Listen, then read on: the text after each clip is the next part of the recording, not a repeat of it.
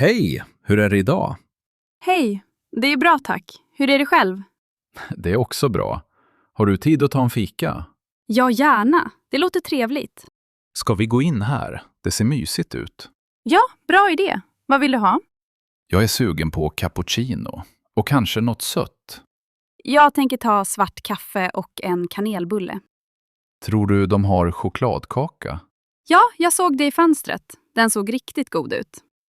Okej, då tar jag cappuccino och chokladkaka. Bra. Ska vi beställa nu?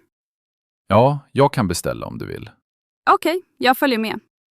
En cappuccino, en svart kaffe, en kanelbulle och en chokladkaka. Perfekt. Tack. Det luktar gott här inne. Ja, och det är inte så mycket folk heller. Skönt, jag behöver en paus idag. Samma här. Bara sitta ner och ta det lugnt. Bra val att vi kom hit. Verkligen. Det borde göra det oftare.